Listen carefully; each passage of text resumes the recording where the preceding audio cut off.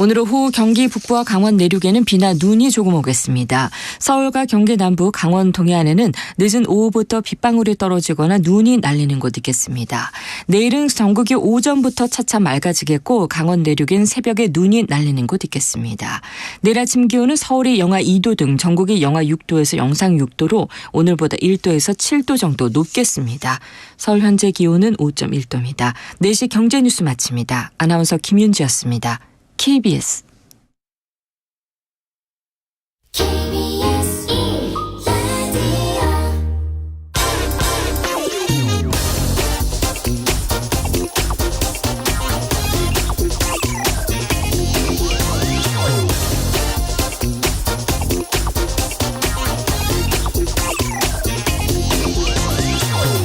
어제 금융위원회가 대통령 업무보고에서 취약계층에 대한 긴급 생계비 지원 방안을 내놓았습니다. 신용과 소득이 낮은 사람들 대상으로 1년에 최대 100만 원 대출해 주는데 먼저 50만 원을 빌려주고 6달 동안 성실하게 상환할 경우 50만 원을 추가로 더 빌려주겠다는 내용입니다. 이자율은 연 15.9%입니다. 100만 원 빌리면 매달 이자만 13,000원 정도 내야 합니다. 궁지에 몰린 국민들에게 긴급 생계비 명목으로 1년에 100만 원이란 이 액수도 그렇지만은 이자 15.9%라는 숫자가 더 가슴 아프게 들립니다. 물론 정부 재정이 충분치 않아서 그렇다는 점 이해는 갑니다. 준정부기관인 서민금융진흥회에서 추진하는 이번 긴급 생계비 대출에 1,000억 원의 예산이 배정됐다고 합니다. 9억 원 이하 집을 살 경우 정부가 시중은행보다 싼 이자로 대출해주는 이 특례 보금자리 론에 40조 원이 배정됐습니다. 그리고 대기업 법인세와 종부세 또 소득세와 증권거래세 등을 깎아주면서 줄어드는 세금 액수만 연평균 12조 8천억 원에 달합니다.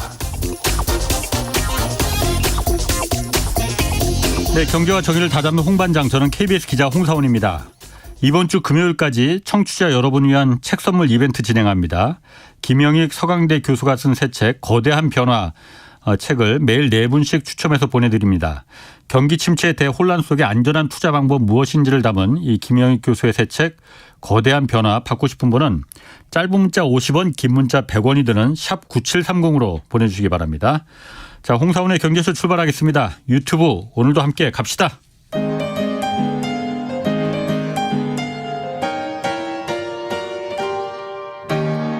대한민국 최고의 경제 전문가와 함께합니다. 믿을 만한 정보만 쉽고 정확하게 전해드립니다. 홍사훈의 경제쇼. 네, 한국 경제가 올해 1%대 저성장에 머물 것이라는 이 부정적인 관측 나오지만 주식시장은 상대적으로 좀 뜨겁습니다. 그래서 증시 상황 어떤 상황인지 좀 살펴보겠습니다. 오랜만에 나오셨네요. 박세익 채슬리 투자자문 대표 나오셨습니다. 안녕하세요. 안녕하세요. 영화배우가 닮았다는 얘기 많이 듣지 않으세요? 아닙니다. 아니에요? 네. 홍 기자님만 계속 그렇게 얘기해 주셔가지고 너무 감사합니다. 새해 복 많이 받으십시오. 예, 복 많이 받으시고요. 네. 더 건강하시고. 네, 감사합니다. 오늘이 1월 이제 마지막 날이잖아요. 네. 그 1월 효과 기대하지 말라고 했는데 올해는 이달 증시 그런데 보면은 상당히 많이 올랐잖아요. 네. 어떻게 좀 평가하세요? 1월 효과를 먼저 질문을 해 주셨으니까요. 네. 제가 주식시장에 처음 들어왔을 때 저희 부장님이 그런 말씀을 해 주시더라고요. 1월 증시가 그 한 해 증시를 이렇게 대변해 주는 그런 역할을 하기 때문에 1월 증시를 잘 봐야 된다라고 얘기하셨고요. 1월 달에 시장이 오르면 그 해 플러스로 끝날 확률이 80%나 됩니다. 그 해? 네. 12월에? 연간으로요. 연간으로. 예. 그런데 재미난 사실을 또 하나 말씀드리면요. 98년 IMF 이후로 우리나라 증시 25년 동안 7번밖에 안 빠졌거든요. 실제로. 아, 그래요? 네. 25년 동안 7번밖에 안 빠졌고요. 7번 동안 2년 연속 빠진 적은 한 번도 없었습니다. 네. 그러면 다시 시장이 1월 달에 오르면 80% 확률로 그 해 전체가 오른다 했잖아요. 그 작년에 25% 우리 시장이 빠졌습니다. 그러면 올해는 2년 연속 빠진 시장이 한 번도 없었기 때문에 올라가야 하네. 올해는 무조건 오르는 해라고 볼 수가 있고요. 그러면 1월 달은 오를 수밖에 없다. 한 80% 확률로. 그렇게 역산이 되지 않습니까? 예. 뭔가 논리가 궁한 것 같은데도 뭔가 그럴듯하고. 네. 약간 궁색하지만 그래서 저희 직원들한테도 이제 작년 연말에 작년 참 힘든 장이었지 않습니까? 그런데 다들 1, 2, 3월 달을 조심하라고 얘기는 하지만 방금 말씀드렸던 그런 논리로 보면 1월 달 시장이 강하게 오를 가능성이 높기 때문에 우리가 1월 달에 무조건 먹고 시작을 해야 된다. 그리고 또 재미난 거 하나 말씀드릴게요. 우리 시장이 7번 빠졌다 했잖아요. 그런데 그 7번 중에 짝수해에 빠진 해가 6번이나 됩니다. 6번이고 계속해 보세요. 네. 홀수해에 빠진 해는 2011년밖에 없습니다. 그러면 작년이 짝수해였잖아요. 그리고 올해는 23년 홀수해고요. 그리고 작년 25% 빠졌던 게 정확하게 24.9% 빠진 게 그 7번 중에 세 번째로 많이 빠진 해였습니다. 그러면 첫 번째는 뭐였냐면 첫 번째가 그 닷컴 버블이 깨졌던 2000년도 있잖아요. 2000년도에 51%가 빠졌었습니다. 그리고 두 번째 많이 빠졌던 데가 2008년 금융위기 때 41% 빠졌거든요. 그래서 제가 그 두 해 그 다음 해 시장은 플러스로 끝났으니까 1월 달 시장이 어떻게 끝났는지 한번 조사를 해봤거든요. 그러면 2000년도에 닷컴 버블 때문에 51% 반토막이 나고 2001년 1월 달에는요. 1월에만 23% 지수가 올랐습니다. 1월 한 달에만요. 그리고 2008년도 금융위기 때 41% 빠졌는데 그다음 해 1월 달에 얼마 올랐는가 봤더니 그때도 거의 8% 9% 정도 오르더라고요. 그러니까 이런 거 저런 거 감안해서 그러면 작년이 세 번째로 많이 빠진 해였는데 그게 대충 이제 2018년도에도 빠졌었거든요. 네. 그리고 2019년 1월 달에도 올랐기 때문에 제가 대충 평균을 내보니까 11% 올랐더라고요. 11.3%.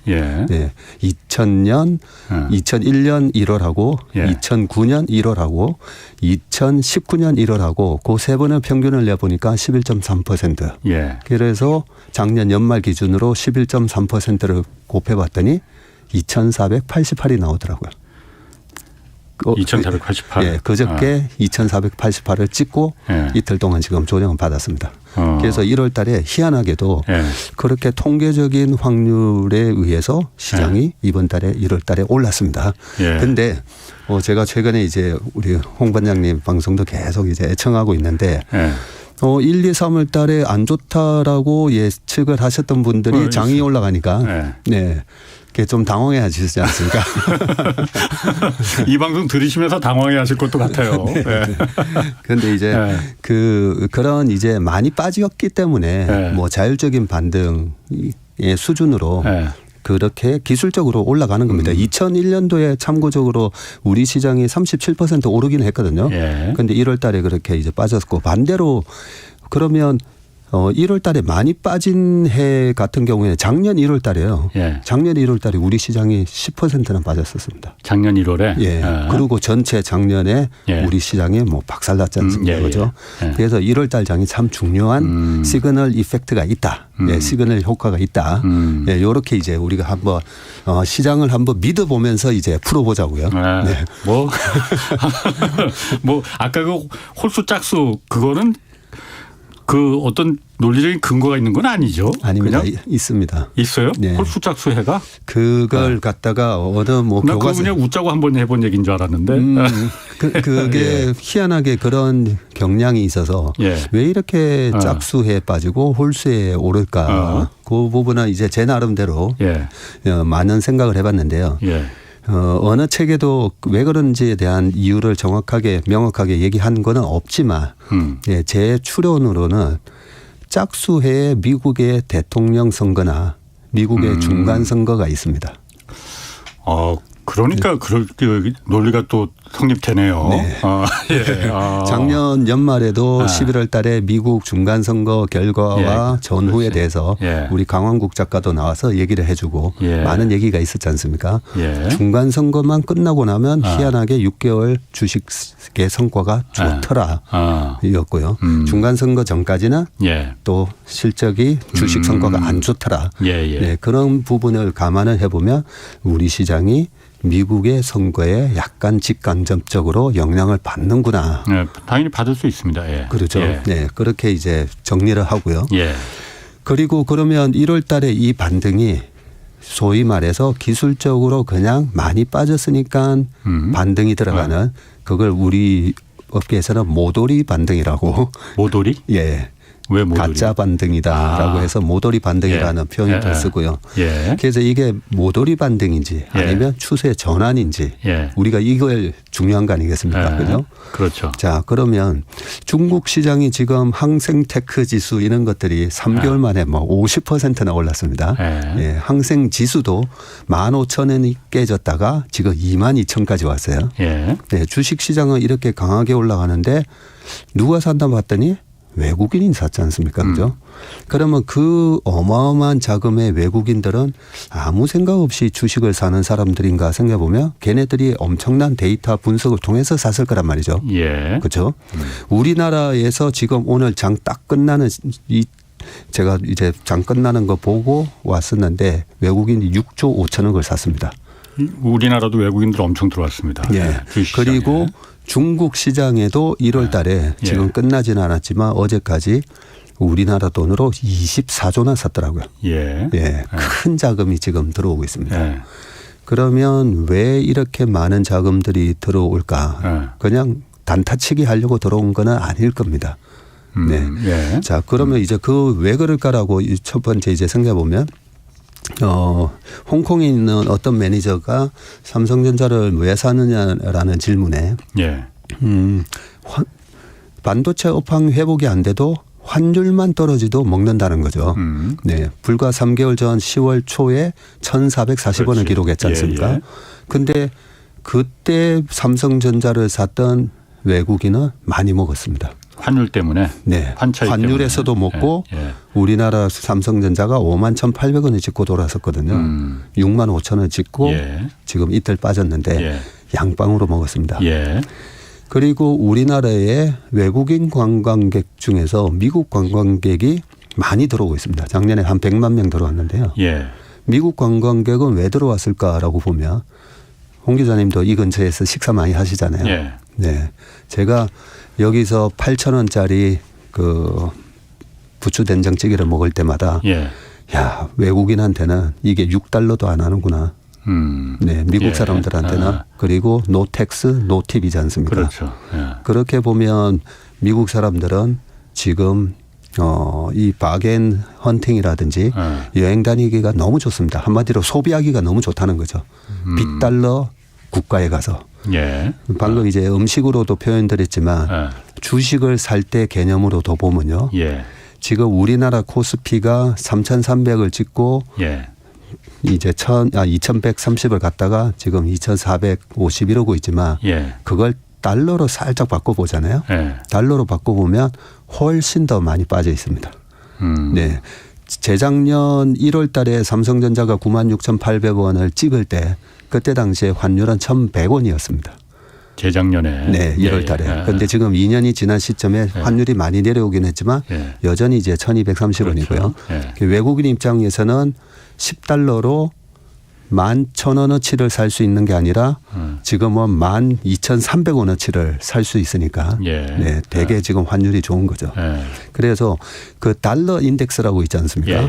114를 기록했던 달러 인덱스가 지금 102가 깨져 있는데 아, 이 정도면 고점 대비 많이 빠진 거 아니야라고 생각할 수가 있지만 달러 인덱스의 10년 평균은요 93.7입니다. 아직도 높다 이거죠. 네, 달러 가치는 아직도 강하다 이거죠. 네. 그러면 외국인들이 보면 그 100년치의 통계를 가지고 뭐 상관관계 분석이나 회계 분석을 통해서 아, 지금 들어갔을 때 6개월, 1년 뒤에 어느 정도 수익을 얻을 수 있겠다. 이런 걸 통계적으로 접근하거든요. 그러면 여전히 지금 달러 인덱스가 93.7에 비해서 높다라고 말씀드렸잖아요. 예. 여전히 환율에서 채권을 사든 주식을 사든 네. 먹을 게 많다는 거죠. 예. 그래서 얼마 전에 이제 방송하시는 거 제가 들었는데 중국의 10년물 국채랑 우리나라의 10년물 국채랑 미국의 10년물 국채랑 그 역전이 되면 정책금리가 역전되면 다 미국으로 돈이 가는 거 아니냐라고 많이들 우려하셨는데 제가 환율의 방향을 보고 배팅을 한다라고 말씀을 드렸지 않습니까? 금리의 차이보다도 환 방향이 훨씬 더 중요합니다. 네, 그런 측면에서 봤을 때 외국인이 봤을 때는 지금은 달러를 팔고 빗달러 자산 그런데 빗달러 자산이라고 해서 허접한 정크본드를 사지는 않습니다.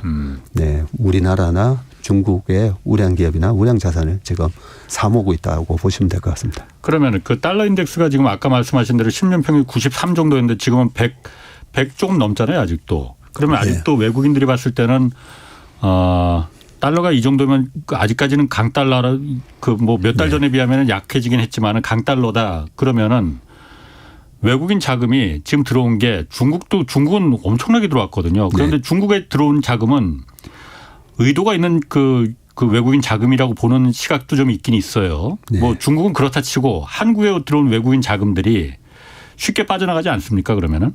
네. 이 자금이 방금 말씀드렸듯이 채권도 굉장히 많이 샀습니다. 외국인 채권 잔고가 지금 230조나 되고요. 그 자금은 언제 팔기 시작할까라고 생각해 보면 코로나 때도 빠르게 환율이 떨어지면서 2020년 12월이 되니까 1,080원까지 갔었거든요. 그때도 외국인들은 계속 이제 팔았었습니다. 그렇게 보면 지금 외국인들이 이제는 원화 자산을 좀 팔아야 되겠다라고 하려면 1,130원이 20년 평균이거든요. 10년 평균이 1,140원 정도 되는데 그 정도는 떨어져야 이제 환에서도 먹고 주가 상승에서도 먹고 둘 다 먹었으니까 이제 팔아야 되겠다. 저라면 그렇게 할 거고요. 네. 근데 지금 환율도 1,230원이고 우리나라 코스피가 2,450이잖아요. 그러면 코스피는 지금 비싼 거 아닌가 이렇게 또 볼 수가 있지 않습니까? 코스피가. 그러면 코스피는 제가 이제 PBR로 자주 말씀드리잖아요. 코스피의 우리나라 PBR 1배가 바로 2,700입니다. 2,700. 그 정도고 2,400이 깨져 있으면 0.9 이하로 떨어졌다고 보면 되고요. 코스피 0.9 이하에서 우리나라 코스피 지수에 배팅을 하면 지난 20년 동안 한 번도 터진 적이 없습니다. 한 번도 뭐가 없다고요? 한 번도 손실 본 적이 없다고요. 그리고 평균 수익률이 얼마 나오냐면요. 40%가 나옵니다. 그 PBR을 보고 투자하면은 PBR이라는 게 그러니까 주가 대비 순자산 대비 이제 주가잖아요. 맞습니다. 그것만 보고 따라서 투자하면 그렇게 손실을 보지 않는다 이거죠. 네. 그 정도로 PBR 0.9 말씀드린 그대로 왜 순자산 대비해서 10%나 디스카운트해서 팔고 있지? 그렇게 싼 영역에서 주식을 샀을 때 한 번도 터지지 않았다는 거고요. 1년 기준입니다. 사자마자 1개월 뒤에 2개월 뒤에도 다 먹는다는 게 아니고요. 항상 뭐 다 먹었다는 말씀을 드리는 거고 그렇다면 외국인 입장에서는 환율도 아직까지 더 내려가야 되죠. PBR 기준으로 봐도 코스피는 100까지 올라오려면 2,700까지 가려면 여기서 또 10%가 더 올라야 됩니다. 그러면 양방으로 합쳐서 20%는 먹겠네. 라는 생각으로 저는 들어오고 있다라고 생각합니다. 외국인들이? 네. 자, 그러면 이런 질문을 또 하실 수가 있습니다. 아니, 여기서 환율이 다시 1,500원 가는 거 아니야? 그렇지. 그렇죠. 네. 달러 인덱스가 또 114, 115, 120 가면 어떡하려고. 네. 그러면 작년에 왜 달러가 그렇게 킹 달러가 됐는지를 생각해 보면 금리 때문이었잖아요. 계속 공격적으로 금리를 올리니까. 그런데 왜 10월 달에 저점을 찍고 주식시장도 돌아서고 채권 가격도 4.3 정도를 10년물이 찍었다가 지금 3.5까지 왜 떨어졌을까라고 생각을 해보면요. 금리를 한때 6% 7%까지 올릴 거다라고 얘기했는데 그 정도는 못 올리겠네 라고 생각하는 거죠. 그게 또 이제 또 하나 더 연관을 시켜보면 페드가 물가지수 CPI도 중요시하지만 PCE도 중요시한다 뭐 이러잖아요. 소비자 개인 소비자들이 얼마나 진짜 쓰느냐. 예. 거기서 그 소비자 지출 PCE 지수가 4.4%를 기록을 지금 하고 있잖아요. 네. 과거에도 2018년에서 19년 넘어갈 때 페드가 금리를 올리다가 멈췄을 때 뭐 이럴 때 보면 이 PCE 지수보다 그 페드의 정책 금리가 더 웃돌게 되면 이제 멈추더라는 거죠. 제가 11월 달에 나왔을 때도 그 말씀을 드렸습니다. 이제 피벗 가능성 말씀드리면서 그때는 제가 10년물 국채랑 2년물 국채보다 페드의 금리가 높아지면 잘 안 올리게 된다라는 그런 말씀도 한번 지금 기준금리가 다 가장 높아졌잖아요. 그러니까 다른 뭐 10년물 뭐 2년물 할 거 없이 다 그 아래로 시장금리 내려갔죠. 떨어졌죠. 그래서 지금 정책금리는 작년 12월 달에 금리를 올리면서 4.5를 만들어놨는데 2년물은 4.2를 하고 있고 10년물이 3.5를 하고 있으니까 시장은 이제 이게 저만의 생각이 아니라 금리는 이제 끝났네. 네. 투자의 그 뭐 여러 전문가들이 봤을 때는 이 정도면 이제 금리 인상을 더 이상 못 하겠구나. 그 부분이 달러 인덱스가 더 6% 7% 금리를 가정하면서 올라가던 그 기세가 이제 꺾이고 이제는 됐구나라고 생각하고 또 많은 분들이 얘기하시는 게 경기 침체가 온다고 말씀하시잖아요. 그러면 마일드한 경기 침체냐 말 그대로 소프트 랜딩이냐 하드 랜딩이냐 어쨌든 랜딩이에요. 경기 침체가 오면 그 시중금리에서 실질금리 플러스 기대 인플레이션인데 기대 인플레이션이 침체니까 이제 떨어지는 거 아니겠습니까? 그죠? 그러면 10년물이나 2년물 최근처럼 이제 꺾이게 되고 10년물하고 2년물이 계속 꺾이게 되면 페드도 더 이상 못 올릴 거다. 뭐 이런 생각들이 다 반영이 되면서 지금 주가도 반등을 하고 이렇는데 제 생각을 말씀드리면 저는 경기 침체가 오는 게 맞나? 약간 그런 생각을 하고 있고요. 그런 생각을 하고 있다 보니까 경기 침체가 오면서 금리가 급격하게 떨어지지도 않을 뿐더러 그렇다고 경기가 또 여기서 확 좋아져서 다시 뭐 물가가 올라가면서 금리가 치솟고 그렇지도 않으면서 여기서 이제 어느 정도 횡보만 해줘도 이제 시장은 더 여기서 빠지면 어떡하나 이 두려움에서 벗어나면서 이제 박스피 같은 모습이 나올 수가 있고요. 그 지금 말하는 게 이른바 연착륙이라는 거잖아요. 지금 말씀하시는 게 미국을 말하는 겁니까 아니면 한국을 말하는 겁니까? 지금 미국 같은 경우에도 보면 돈이 되게 많습니다. 개인들. 그렇죠. 저쪽 나라에서 그 지갑에 넣어준 돈들이 워낙 많으니까. 그리고 기업들도 돈이 되게 많습니다. 그죠? 기업이 돈이 없으면 자사주 매입을 할 수가 없습니다. 그래서 2019년도에도 마일드한 경기 침체가 왔을 때 미국 기업들은 공격적인 자사주 매입을 했었습니다. 그런 걸로 보면 미국 경기가 하드랜딩이 되려나? 아니다라고 봐지고요. 그러니까 미국은 연착륙할 가능성이 높을 것 같아요. 제가 봐도. 그리고 미국의 전문가들도 다들 그렇게 요즘은 많이 돌아섰어. 그 레리 서머스 그 사람은 워낙 강하게 맨날 말하던 사람인데 그 양반까지도 요즘은 미국은 연착륙할 가능성이 있다라고 말하더라고요. 그렇죠.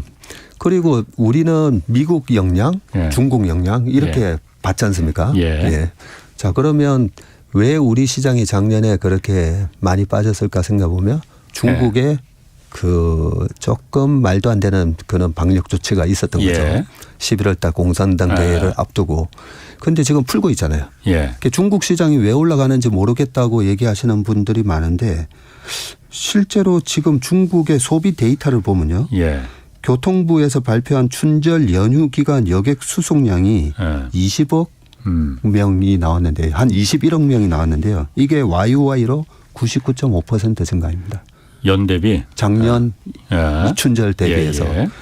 지금 2019년 대비해서 70.3%까지 회복을 하고 있고요. 시트립 그 여행사에서 판매하는 호텔, 항공, 티켓, 매출 등등 보면요. 작년 동기 대비해서 2배, 5배 이렇게 폭증을 하고 있습니다. 이렇게 소비가 살아나고 있는데 중국 시장이 왜 올라가는지 모르겠다. 그건 좀 이상하고요. 또 하나가 작년에는 마윈이 보이지 않았지 않습니까? 그죠? 예. 네. 어디 갔지?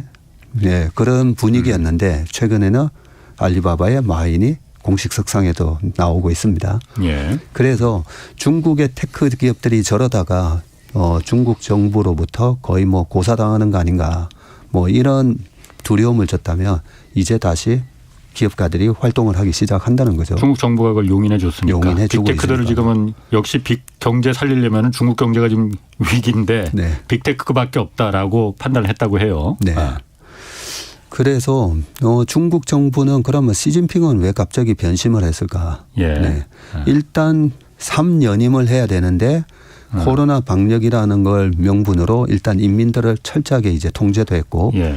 그 알리바바나 이런 부분이 중국의 인민들이 많이 이용하는 SNS 그 위챗이라든지 이런 걸 철저하게 이제 통제를 시켜놨다가 예. 이제 3년임 했잖아요. 예. 3년임 했으면 3년임을 했더니 우리 인민들이 이렇게 살기 좋아졌구나. 예. 마치 1980년도 초에 우리나라 군부 정권이 들어서고 나서 했던 3S 정책하고 예. 비슷한 정책을 쓴다라고 저는 생각합니다. 예. 그런 분위기에 갑자기 한류도 풀어주고 예, 방역도 일제히 풀면서 올해는 2023년은 역시 시진핑 지도자가 연임을 하니까 이렇게 살기 좋네라는 분위기를 연출해야 되지 않겠습니까? 예. 네.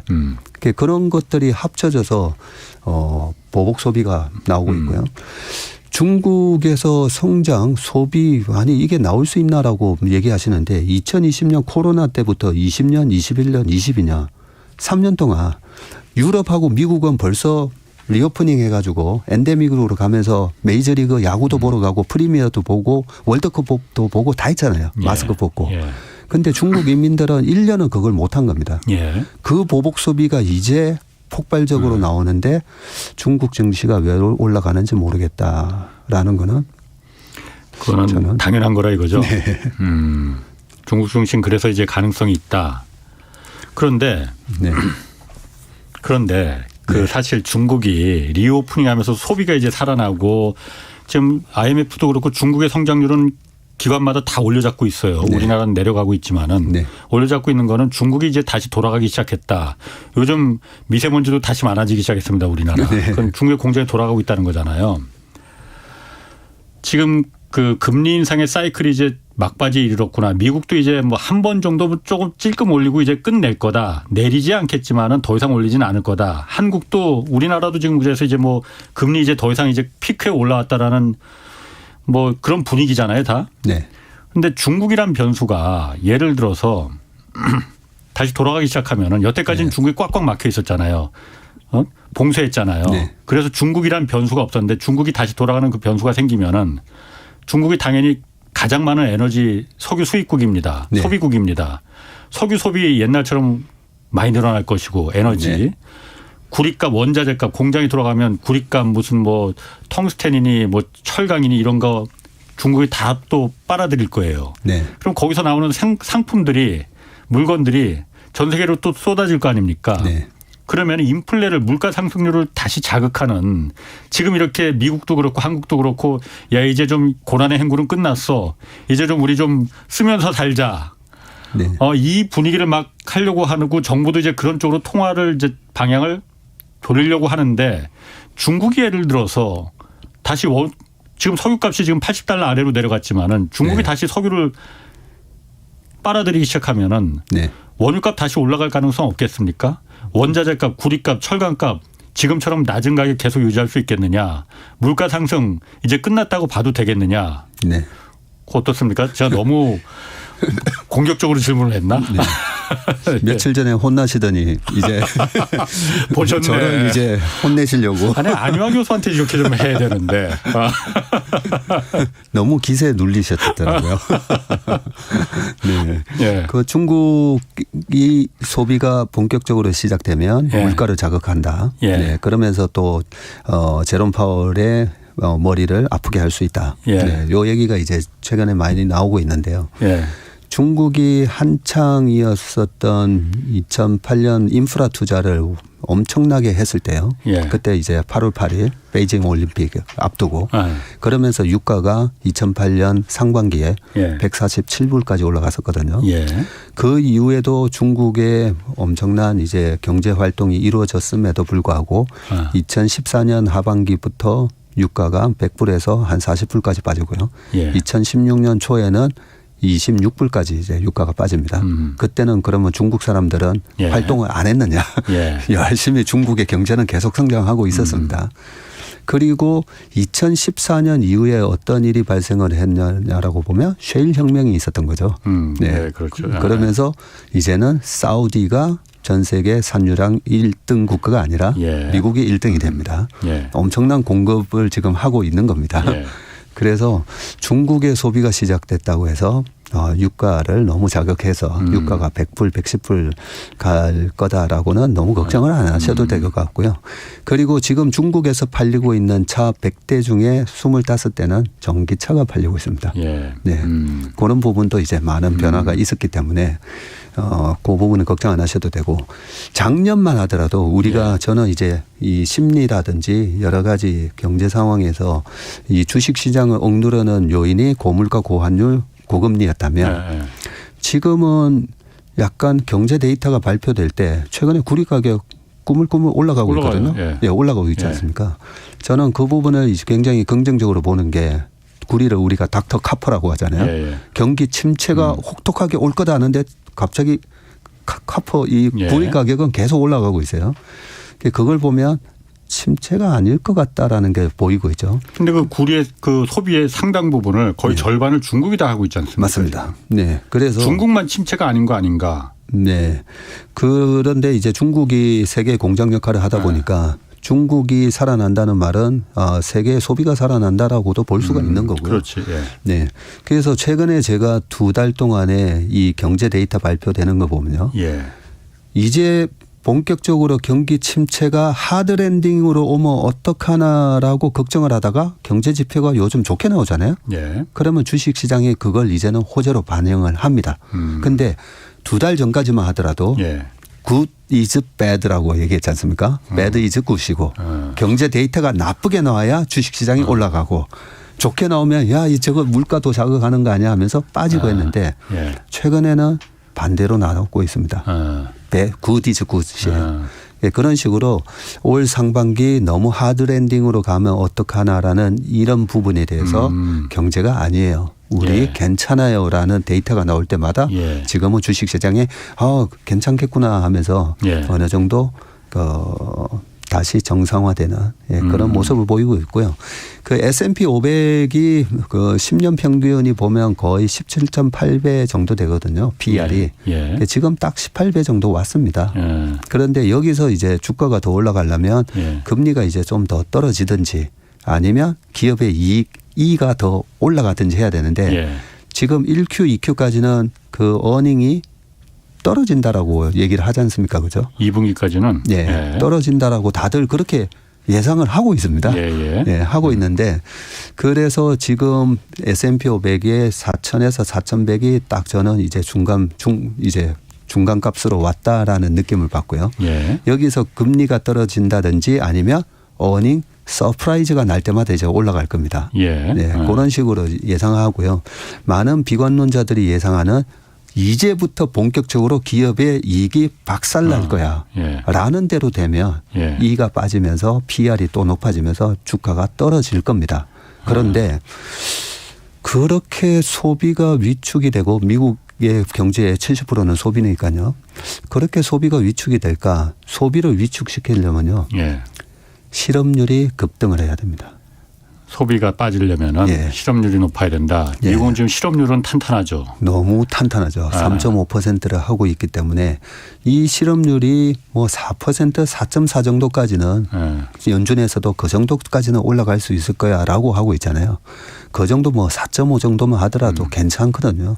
근데 이게 6%가 되고 8% 되고 10%가 되면 그거는 문제가 있겠지만 그 정도까지 갈 거다라고 예상하는 비관론자 분들은 또 없으시더라고요.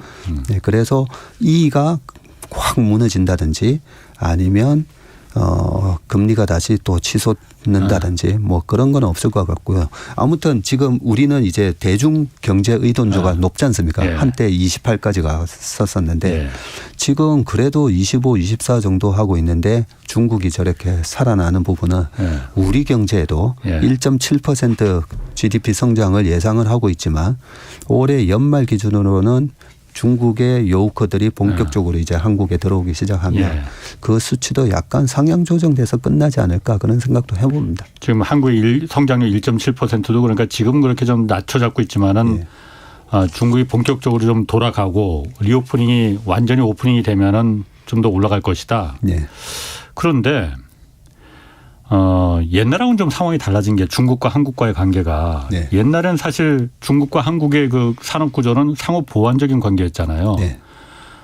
서로 그러니까 좀 부딪히는 충돌하는 경우가 게 아니었잖아요. 그러니까 네. 우리가 중국한테 중간재를 팔면 중국이 거기서 완성제를 만들어 가지고 팔아서 팔고. 예. 그런데 지금은 서로 부딪히지 않습니까? 야, 한국 거보다 우리가 더 잘 만들어라고 중국이 지금 하고 있는 상태잖아요. 네.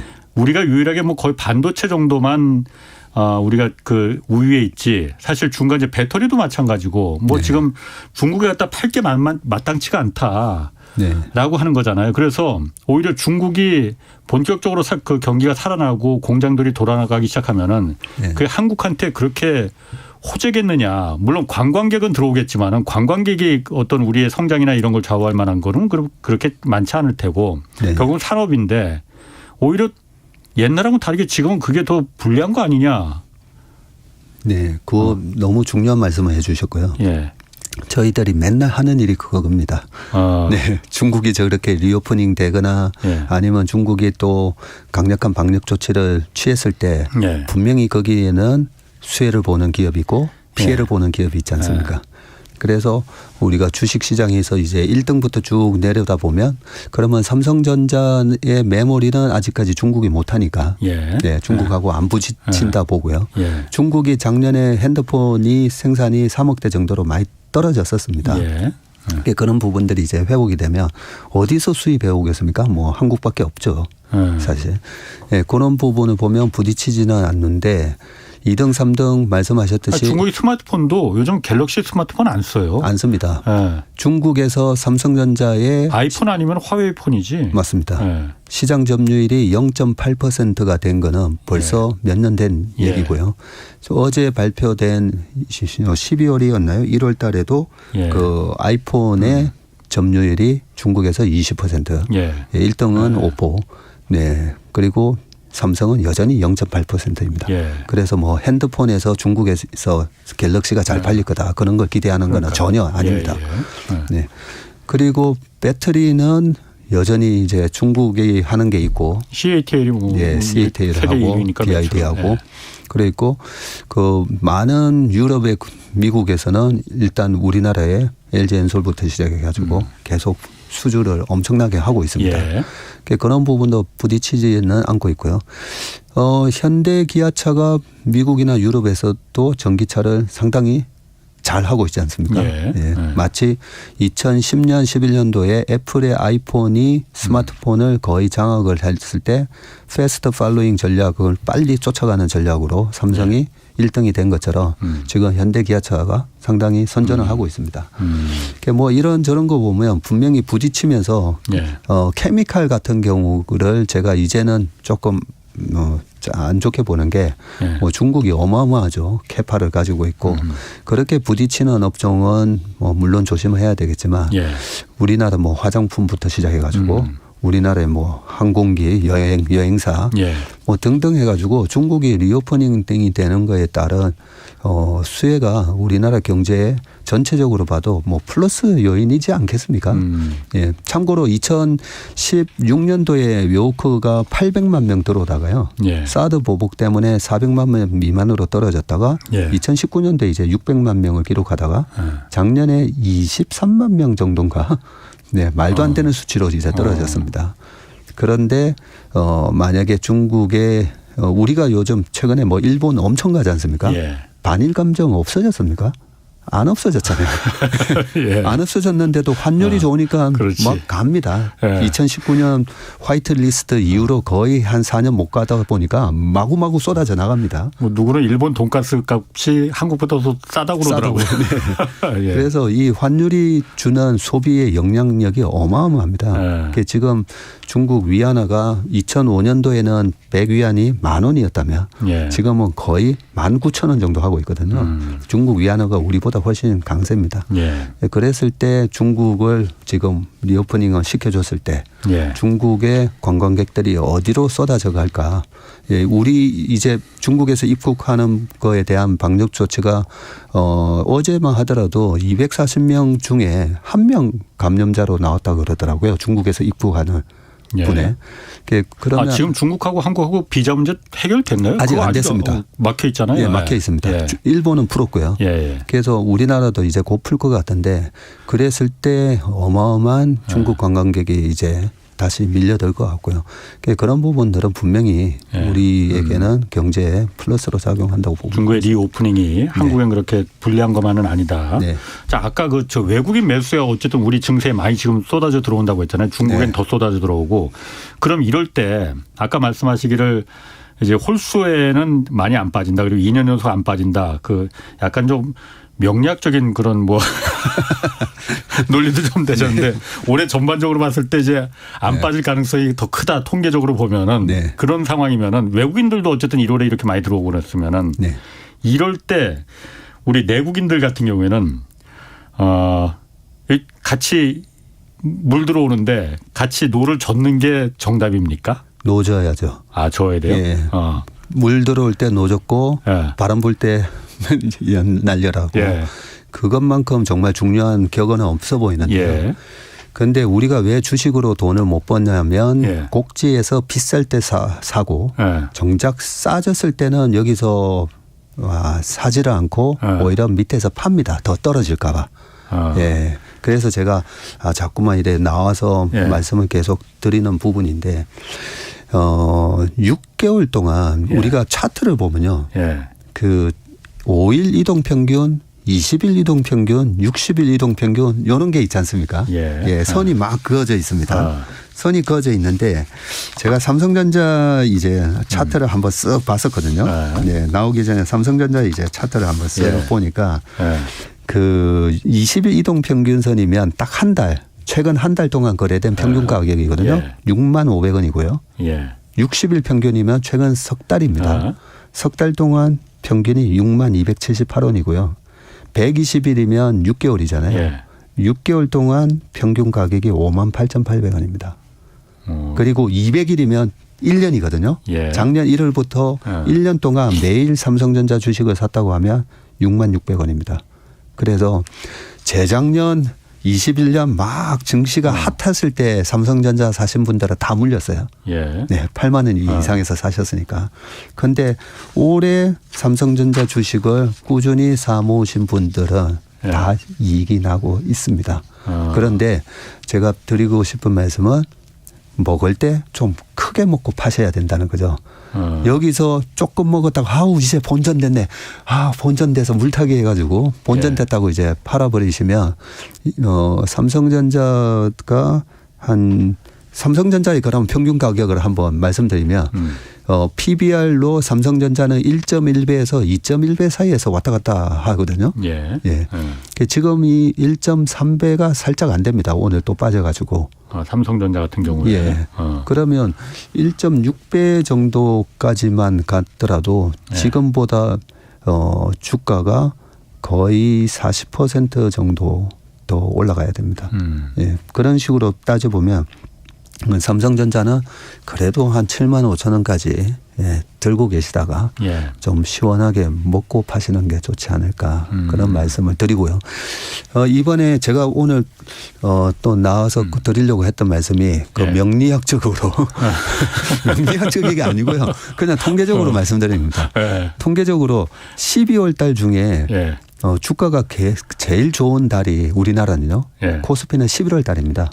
11월. 그리고 두 번째로 좋은 달이 1월 달이고요. 그런데 2월 달이 보면 성적이 안 좋습니다. 아까 말씀드렸던 그 많이 빠진 해 그 다음 해 1월 달은 다 올랐는데 2월 달은 다 빠졌었더라고요. 네, 그래서 2월 달에 마이너스 3에서 5% 정도의 조정을 줄 수 있을 것 같은데 요 기회를 정말 잘 노리시라는 거죠. 혹시라도 주식을 파셨거나 혹시라도 이번에 살려고 했는데 못 샀네 막 이러시는 분들 그 2월 달에 조정장을 잘 하시고 그러면 또 이렇게 물어보실 수 있잖아요. 그 2월 달에 빠지는 이유에 그 근거가 있나요?라고. 내가 지금 막 물어보려고 그랬어요 지금. 네. 그 2월 달에도 근거가 있습니다. 어떤 이유가 있냐면 작년 말에 이제 배당 차익을 노리고 들어온 외국인이 많았다고 그러잖아요. 제가 이제 선물 옵션 파생을 거의 한 10년을 예전에 해서 외국인들이 이 배당 차익으로 들어온 물량을 언제 제일 많이 트는가 봤더니 2월 달에 많이 듭니다. 2월에? 네. 그래서 2월은 선물 옵션 중에서 옵션 만기일이 있고요. 두 번째 목요일 날이 옵션 만기일인데 그 전후로 해가지고 들어왔던 물량을 이제 터는 경우가 있기 때문에 2월 달 조정장을 잘 노려보시고요. 3월, 4월이 또 시장이 되게 좋습니다. 그러면 3월, 4월은 왜 좋은가? 그것까지 이제 비기를 다 말씀드리는데 3월, 4월은 왜 좋으냐면요. 증시에 이런 말이 있죠. 수급은 모든 재료에 우선한다라고. 들어오는 양이. 그러면 매수세가 뭔가 있다라는 얘기거든요. 3월, 4월은 배당이 들어오는 달이라고 보시면 됩니다. 그렇죠. 네. 그러면 배당금이 들어오면 그 배당금을 가지고 우리가 코스피가 2,000조라고 가정을 했을 때 작년 연말 기준으로 배당이 1.6% 정도면 30조 정도 되는 돈이 배당으로 들어오게 됩니다. 그러면 배당을 받았을 때 그 돈을 갖다가 이제 빼서 쓰느냐 아니면 외국인 입장에서는 배당을 재투자했을 때 수익이 더 높더라라는 통계를 갖고 있으면 그걸로 또 재투자합니다. 그런 부분 때문에 3, 4월 달이 그렇군요. 시장이 좋습니다. 뭐 어쨌든 그러니까 박 대표님이야 뭐 이렇게 말씀하시더라도 다른 분들 같은 게 또 올해 상반기에는 큰일 난다라고 말씀하시는 분석하는 분들도 있어요. 그런 분들도 나름 이렇게 보면은 근거가 다 고개가 끄덕끄덕해지거든요. 지금 또 박 대표님 말 들어보니까 고개 끄덕끄덕해지고 제가 이렇게 귀가 참 얇아갖고 그러니까 그거는 그 주식 투자에 대해서는 본인이 들으시는 방송 들으시는 분들도 다 판단해서 저 사람 말이 맞네. 저 사람 말은 좀 허점이 있는데 판단하실 것 같습니다. 그러니까 그렇게 이해하시면 될 것 같고 금리가 어쨌든 미국도 지금 마무리 단계에 들어간다라고 하면은 어쨌든 금리가 안 오르면은 그러면은 역시 테슬라 이런 뭐 성장주 나스닥 이런 게 그러면 한번 또 그 관심을 가져봐야 되는 거 아니야? 이런 생각 당연히 뭐 요즘은 또 그것도 그렇게 또 정확히 맞지는 않더라고요. 근데 어쨌든 통상적으로 금리와 이 성장주, 기술주 이거는 관계가 있잖아요. 네, 맞습니다. 어떻습니까? 네. 그 금리는 모든 자산의 가격에 영향을 주지 않습니까? 그죠? 네.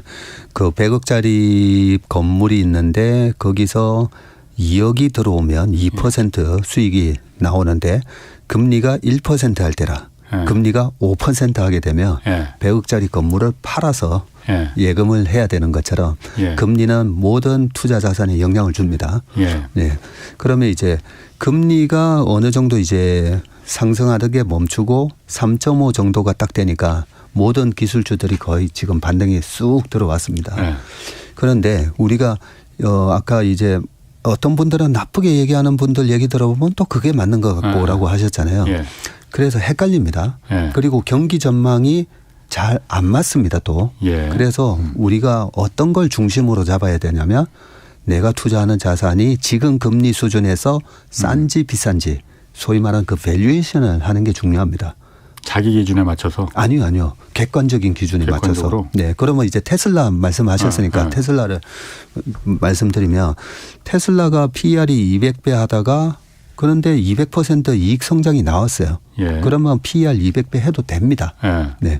그리고 PER이 80배 하는데 80% 성장이 나오면 그것도 비싼 게 아닙니다. 그런데 최근에 테슬라가 120불이 깨졌을 때 딱 보니까 PER이 23배까지 떨어지더라고요. 그러면 PER이 23배가 떨어진다는 말은 가격을 인하하면서 예. 이익이 이제 박살날 거야. 예. 예, 이런 가정을 한 거잖아요. 예. 그런데 테슬라는 가격을 인하하더라도 갑자기 최근에 Q가 늘어난다 하면서 또 주가가 올랐잖아요. 판매량이. 네. 예. 그러면서 저희가 그 주가가 120불을 깨졌을 때 딱 봤더니 PR이 23배인데 예. 테슬라의 이익 성장은 40%는 나오겠더라고요. 앞으로 2, 3년 동안은 예. 여전히. 그러면 PR은 40배를 가도 된다는 거죠. 그런데 지금의 23배는 너무 싸다는 거죠. 예. 그러면서 테슬라 주가가 지금 170불까지 왔는데 40배가 됐습니다. 그래서 우리가 성장주든 아니면 뭐 가치주든 예. 그 성장률에 맞는 적정 주가 수준은 뭔지를 우리가 알고 예. 투자를 하면 떨어졌을 때가 정말 기회가 되는 거고요. 예. 그것보다 훨씬 웃돌았을 때는 뭐 온갖 장밋빛 전망이 막 난무하지만 그럴 예. 때는 좀 냉정하게 예. 팔아야 되고 예, 그런 측면에서 지금 성장주들도 예. 어느 정도 패닉 국면을 지나고 적정 주가 수준을 거의 다 찾아가고 있다 봐집니다. 말란 김에 그 테슬라는 그 아까 그렇게 지난주는 뭐 30% 넘게 급등했다가 네. 어제는 또 폭락했잖아요. 폭락은 아니고요. 6% 정도 그러니까 빠졌으니까요. 6%면 폭락 아닌가요? 그 정도면? 그렇구나. 시간이 다 됐네 거의. 네. 알겠습니다. 오늘 재밌게 아주 잘 들었습니다. 네. 자, 박세익 채슬리 투자자문 대표였습니다.